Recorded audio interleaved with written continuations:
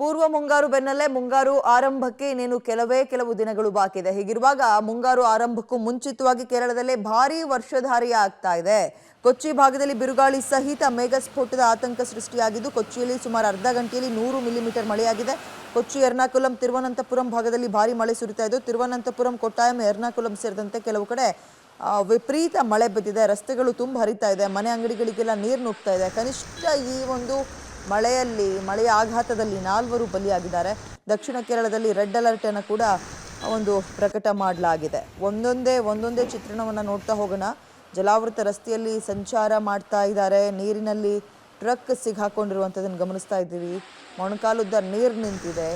ಓಡಾಡೋಕ್ಕೂ ಕಷ್ಟ, ವೆಹಿಕಲ್ನಲ್ಲಿ ಮೂವ್ ಆಗಲಿಕ್ಕೂ ಕೂಡ ಕಷ್ಟ. ಇಂತಹ ಪರಿಸ್ಥಿತಿ.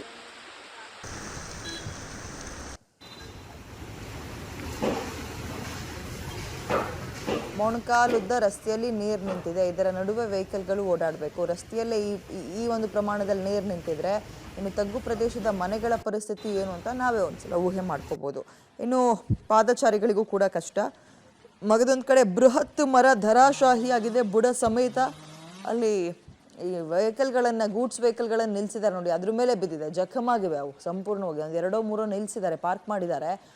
ಮರದ ಯಾವುದೋ ಒಂದು ಕೊಂಬೆ ರೆಂಬೆ ಬಿದ್ದಿಲ್ಲ, ಬುಡದ ಸಮೇತ ಮರ ನೆಲಕ್ಕುರುಳಿದೆ. ಅಲ್ಲಿ ಪಾರ್ಕ್ ಮಾಡಿದಂತಹ ವೆಹಿಕಲ್ಗಳು ಕೂಡ ಜಖಮಾಗಿದೆ. ಸದ್ಯ ಯಾರೂ ಇರಲಿಲ್ಲ, ಬಚಾವು, ಅದೃಷ್ಟ ಚೆನ್ನಾಗಿದೆ.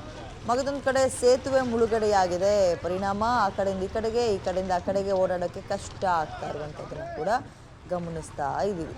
ಇವೆಲ್ಲವೂ ಕೂಡ ಮುಂಗಾರು ಮಳೆಯ ಪ್ರವೇಶಕ್ಕೂ ಮುಂಚೆಯೇ ಕೇರಳದಲ್ಲಿ ಮಳೆಯ ಅವಾಂತರ ಹೇಗೆ ಅಂತ. ಇದು ನಮಗೆ ಸಡನ್ನಾಗಿ ನೋಡಿದ ತಕ್ಷಣ ಅನ್ಸೋದು ರಸ್ತೆನ ಕೆರೆನ ಕನ್ಫ್ಯೂಷನ್ ಆಗಿಬಿಡುತ್ತೆ. ರಸ್ತೆ ಅಂತ ಅಂದ್ಕೊಳ್ಳೋಕೆ ಸಾಧ್ಯನೇ ಇಲ್ಲ ಆ ಪ್ರಮಾಣದಲ್ಲಿ. ಪಾಪ ಕಾಲೇಜಿಗೆ ಹೋಗೋ ವಿದ್ಯಾರ್ಥಿಗಳೆಲ್ಲ ನೋಡಿ, ಅಲ್ಲಿ ಎಲ್ಲರ ಕೈಯಲ್ಲೂ ಒಂದೊಂದು ಕೊಡೆ ಇದೆ, ಬ್ಯಾಗ್ ಪಾಪ ಜೋಪಾನ ಮಾಡಿಕೊಂಡು ಬುಕ್ಸ್ ಎಲ್ಲ ಇರುತ್ತೆ. ಆ ನೀರಿನ ನಡುವೆಯೇ ಪ್ಯಾಂಟನ್ನೆಲ್ಲ ಮಡ್ಚ್ಕೊಂಡು ಮೊಣಕಾಲು ತನಕ ಕಾಲೇಜುಗಳಿಗೆ ಹೋಗಿ ಕೂತ್ಕೊಂಡು ಪಾಠ ಬೇರೆ ಕೇಳಬೇಕಲ್ಲ, ಅದರ ನಡುವೆ ಈ ವೆಹಿಕಲ್ಗಳು ಮಗದೊಂದು ಕಡೆ ಪ್ರತಿನಿತ್ಯ ಓಡಾಡ್ತಾ ಇದ್ದಂತಹ ರಸ್ತೆಗಳೆಲ್ಲವೂ ಕೂಡ ಜಲಾವೃತ ಆಗಿದೆ, ಜಲಮಯ ಆಗಿದೆ.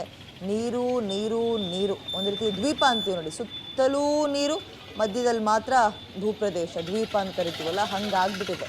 ಎಲ್ಲವೂ ಕೂಡ ಜಲಮಯ, ಒಂದು ರೀತಿ ಅಯೋಮಯ ಆಗಿಬಿಟ್ಟಿದೆ ಪರಿಸ್ಥಿತಿ. ಇದರ ನಡುವೆ ಸ್ವಲ್ಪ ಸವಾರರು ಪರದಾಡ್ತಾ ಇದ್ದಾರೆ. ಯಾವ ಕಡೆಗೆ ಹೋಗೋಕ್ಕೂ ಕೂಡ ಕಷ್ಟ.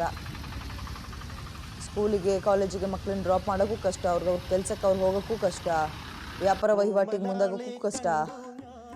ತಗ್ಗು ಪ್ರದೇಶದಲ್ಲಿ ಮನೆಗಳ ಪರಿಸ್ಥಿತಿಯನ್ನು ಹೇಳತ್ತಿರದ್ದಾಗ್ಬಿಟ್ಟಿದೆ. ಸಂಪೂರ್ಣವಾಗಿ ಮನೆಗೆ ನೀರು ನುಗ್ಗಿದೆ. ಈ ಪ್ರಮಾಣದಲ್ಲಿ ನೀರು ನುಗ್ಗಿದ್ರೆ ಮನೇಲಿ ಇರೋದೋಗ್ಲಿ, ಜೀವ ಉಳಿಸ್ಕೊಳ್ಳೋದೇ ಕಷ್ಟ ಅಂತ ಪರಿಸ್ಥಿತಿ ಬಂದಿದೆ ನೋಡಿ. ಮಳೆ ಅವಾಂತರ 1, 2 ಎಲ್ಲ ತೊಯ್ದು ತೊಪ್ಪೆ ಆಗ್ತದೆ, ಕೊಚ್ಕೊಂಡು ಹೋಗ್ತದೆ. ರಸ್ತೆ ಮೇಲೂ ಇರೋಂಗಿಲ್ಲ.